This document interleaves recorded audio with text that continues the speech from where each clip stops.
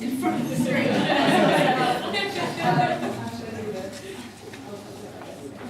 Tell me if I've drowned. So my name is Hobbs. I'm the founder and director of We Own It. We're a brand new campaign we just launched last year, and we are about people-powered public ownership of public services. And we are ambitiously, perhaps in a slightly foolhardy way, going against 30 years of being told that private is better, and we're saying no, public is better. Whether public means public sector, whether it means cooperatives, whether it means social enterprises, whether it means community groups, we think that public services should be in public hands. So I'm trying out a Prezi here. I'm hoping it's going to be, on balance, a good thing. So we believe in high-quality, accountable public services. We're not against private companies. We think they do a great job at doing lots of things. I love going to H&M, but I don't want to run the NHS. So we think that things like health and education, and energy, and water, and child protection services, for example, which have been announced to be privatised this week, are things that are public goods, and we think that they belong to all of us and they should be accountable to all of us. And we think privatisation isn't working. So our aim is to shift the debate on public ownership and to show how great it can be in all its different models, all its different scenarios, and we want to change government policy to promote public ownership.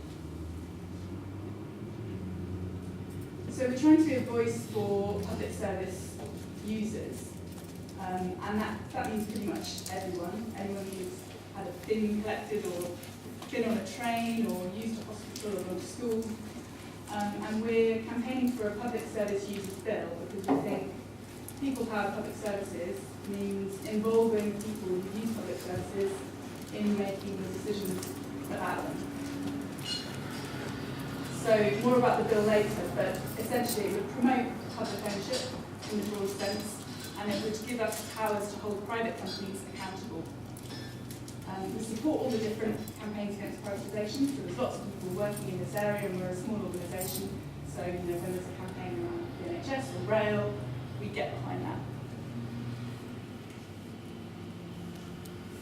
So we think there's lots of evidence that public services are better in public hands, and we draw attention to some of that evidence on our website.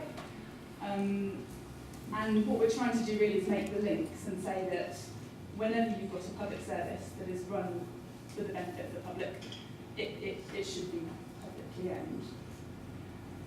So we think privatisation is not a good thing because services get worse a lot of the time.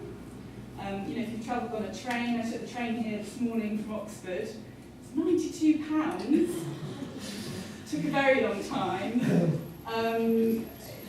How that can be upheld as some kind of example of the private sector doing a good job and being efficient, I don't know. It's a private monopoly, it's not a free market, and they've got control, so that means they can do what they want with the service to a large extent. They can increase the cost, there's not that much we can do about it. You might have seen the story recently on energy bills. I think it was 5.7 billion went to shareholders, and our bills went up by £58 last year. So, yeah, it doesn't really add up from our point of view. You also can't do that much to hold private companies accountable. It's hard to maintain good conditions for staff, and it's difficult to reverse when things are privatised, especially if they're assets that are sold off completely. It's very difficult for us to get those assets back again. So we think public ownership, broadly conceived, as I say, to include lots of different community options as well as the public sector, is better. We think it's about the people who use it, the people who pay for it, who want to have a say in it, and we think there's lots of examples, both in the UK and around the world, that show that public ownership works better. So I wanted to just draw attention to the fact as well that people support public ownership, despite the fact that the political parties generally are not taking a stand. There's this huge gap between where the political parties are at and where public opinion is at, because actually 66% of people want rail to be publicly owned, 84% want the public NHS, etc., etc. And when we did some polling on the East Coast line, which has returned 800 million to the Treasury in the time that it's been publicly run, so the East Coast line is the only line that's publicly run at the moment, we asked people, should the line be kept in public ownership? And by 5 to 1, people said, wait, let me get this right. You can see the stats. this was a year ago. 58% want the service to remain in public ownership, 21% want to see the service re-privatised. Even amongst Tory voters, more people wanted to see the service in public ownership. So it's about what works, and the East Coast Line is working in public hands, but the government insists on re-privatising it. What's going on there? Lots of things that we won't get into. So this was us. We did a petition to keep East Coast public. We got 27,000 signatures, and this was us with some other organisations presenting the petition to the Transport Minister, who completely ignored us. It's a tricky business, this one.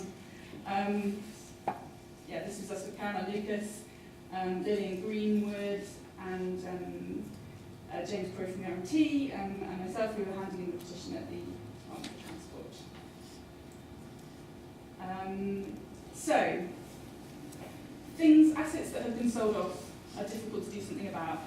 So we are focusing on outsourcing of contracts right now, because we think it's easier for us to get some accountability over those contracts than it is for us to say, bring water back into public ownership, bring energy back into public ownership.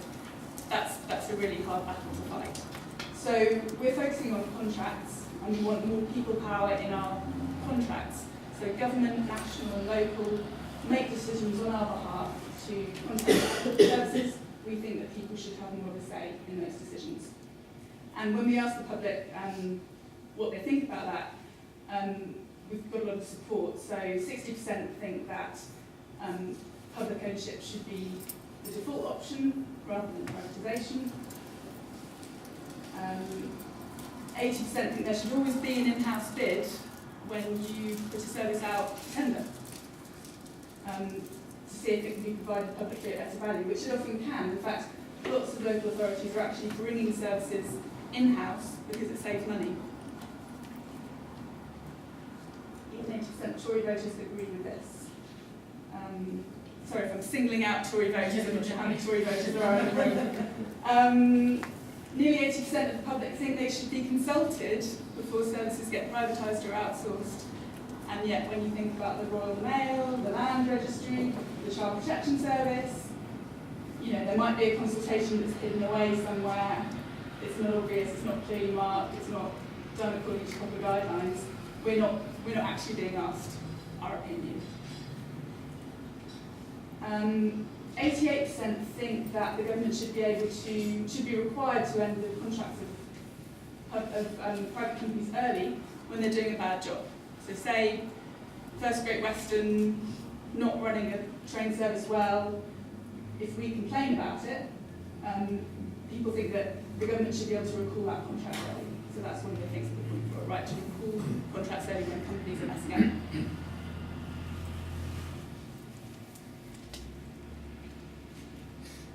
So our campaign for a public service users bill is about getting commitments in party manifestos for us to have more of a say, promoting public ownership, holding private companies to account. This is Francis Maud.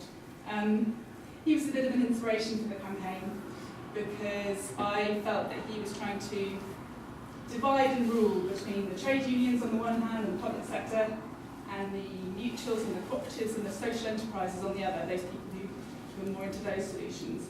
And so with We Own It, we've got everyone involved. So our advisors include Cooperatives UK, Social Enterprise UK, Mutuo, but they also include TC, Unison, and then academics and journalists and so on. So we're trying to unite. What we don't like are the private companies, G4Ss, Sercos, ATOS, Capita. We don't think they have a place in running our public services. So the bill, we're saying open up these contracts, let us have a say. So at the moment we're kept out of the process. It's not very modern, is it? It's a bit old-fashioned, it's a bit retro. government and outsourcing companies make these deals in, smoke-filled rooms in council buildings somewhere. We don't really get a look in. So we're saying, let's have some rights for us in that process. And what we're suggesting is, when public service is needed, we get consulted properly. We get consulted not just about the service, but about whether it should be privatised or outsourced, if that's what's being proposed. It's quite a big deal. We pay our taxes for those services. We think we should have a say. So if the service is put up for tender, if public ownership isn't seen as, the right option or necessarily the right option, bids get invited to run it, and that includes an in-house bid from the public sector, rather than just handing the contract over to your pals in the private sector. It also means that not-for-profit organisations are more likely to win the contract because we want social value to be a higher priority. Many of you might know about the Social Value Act. We think that should be strengthened more, so that whoever is contracting out services has a stronger duty to say, this is how we meet social value, this is how we promote what people want and what people need.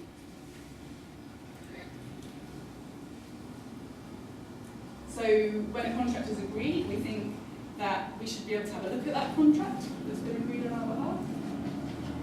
We should be able to look at the performance and financial data of whoever is running that contract, see how they're doing. We think we should be able to make FOI requests about the service. You actually can't do that at the moment. If G4S is running, your local probation service, you don't get to find out anything about that because they can just say, oh, it's commercially confidential. You can't see things. But we're paying taxes and people are using that service. It's a service for the community, so we think transparency is important. And you'd have a right to report a provider that's doing a bad job. So there'd be a break clause in the contract, and at that point, if there's been lots of public complaints, then the authority has to look again at that whole contract. So that's our proposal for a bill, and that's what we're trying to get parties to agree to. And we think it's not actually very radical. It's kind of something that you think, should that not have happened already? But no, it hasn't. So we're getting a bit edgier recently. So we went to Serco's AGM and we stood outside. And this was us, we didn't expect this to happen, but this was us meeting Rupert Soames, who you might know, he's the grandson of Winston Churchill. And he's been brought in to try and repair Serco's reputation. So he was very polite, very friendly, came and talked to us. It was quite funny because he said, came up to us and he said, I'm Rupert Soames, and my fellow companies said, we know who you are, and gave him a leaflet that had his face on it and Winston Churchill's face on it. He just started commenting about his jowls and stuff, but anyway, that was amusing. So we did this little stunt basically at Serco's AGM, and at the same time we released some polling results about what the public thinks about outsourcing companies and how they feel about them. So the stunt was Serco. This was me meeting him. I look a bit happier than he does. Yeah, but he was friendly. They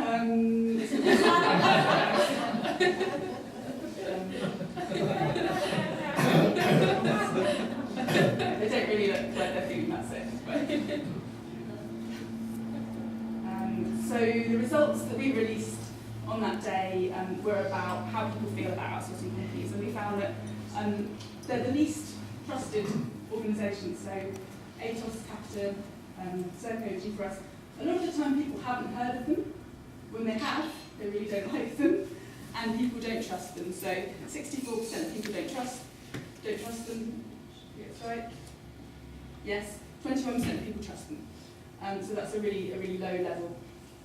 Interestingly, 69% of the public think that these companies are motivated by maximising profit. Well, of course they are. But 38% think that that should be important. 22% think that ATOS, Capita, G4S and Serco are motivated by providing the best service to the public. But 80% think that should be important. So that kind of shows you really there's a conflict of interest here. Of course, if you're a profit-making company, you have to make a profit. That's what your shareholders expect. Nobody would expect you to do anything else. And actually, when we were talking to Rupert Soames, I wasn't saying, don't make a profit, because that's his job, right? But it's the government's job to protect the public and to say these kinds of organisations might not be the right kinds to run our public services. So only 28% of people think that it's appropriate for private companies to run business. Only 25% think it's appropriate for them to provide court services. 65% of the public wouldn't feel comfortable using GP services provided by these private companies. And only 16% think that there's adequate regulation of private companies running public services at the moment. So we think that strengthens the case for our bill. No, that's not what we'll do. Oh yeah, so we did some word clouds just to show. We asked people, the polling company asked people, what one word description comes to mind when you think of ATOS? And then they made a word cloud showing the relative weights of these different words. So as you can see, heartless comes out. I am competent. And we did the same for capita. Capita was the only one that got a professional in there, but it also got corrupt, expensive, unreliable, etc. G4S, you can imagine. Olympics, rubbish. There's some quite rude words in there. I wasn't sure if I ought to release it in the public domain, but I thought, transparency.